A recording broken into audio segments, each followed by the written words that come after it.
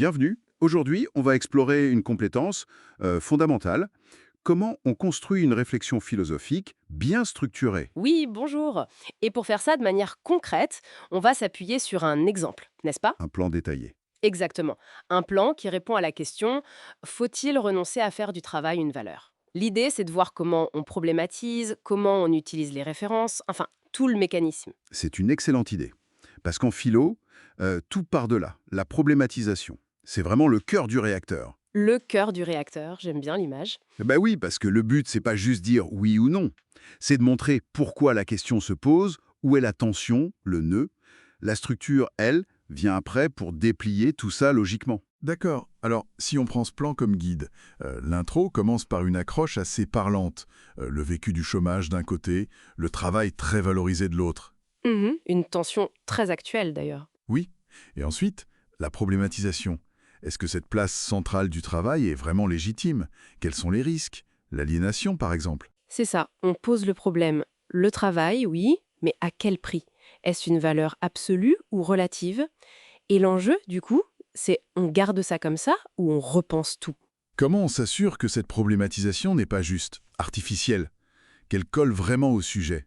Bonne question. En fait, elle doit naître des mots mêmes du sujet. Ici, valeur face à renoncer.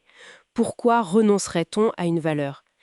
Peut-être parce qu'elle a un coût caché, un danger. Comme l'aliénation ou l'épuisement. Exactement. Mettre en lumière cette dualité essentielle. Le travail comme épanouissement et comme possible source de souffrance. C'est ça, une bonne problématisation. On transforme la question simple en un vrai débat d'idées. Compris. Et ce débat ensuite, il se structure, ici en 3 temps. Une démarche assez classique, dialectique. Oui, thèse, antithèse, synthèse ou dépassement en quelque sorte. Première partie, pourquoi le travail est une valeur. On voit Kant, la morale, Oui, le travail comme devoir, comme formateur du caractère. puis Smith, Hegel, l'intégration sociale, la reconnaissance par les autres. Et Smith encore pour la création de richesses. Ces auteurs, ils servent à quoi exactement ici? Juste à faire bien? Ah non, pas du tout, ce sont des piliers conceptuels. Kant, il ne dit pas juste «faut travailler», il donne une raison morale. Smith et Hegel montrent le rôle social du travail. Ce sont les fondations de l'argumentation, pas juste des ornements. D'accord, d'accord. Deuxième temps, les dangers. Là, on change de registre. Marx, évidemment, avec l'aliénation. Oui, le travail qui dépossède le travailleur de son œuvre et même de lui-même.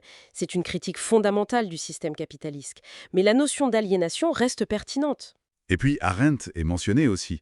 Elle va plus loin, non? Elle remet en cause la suprématie du travail lui-même. Tout à fait. Arendt distingue labor, l'œuvre, work, et l'action, action.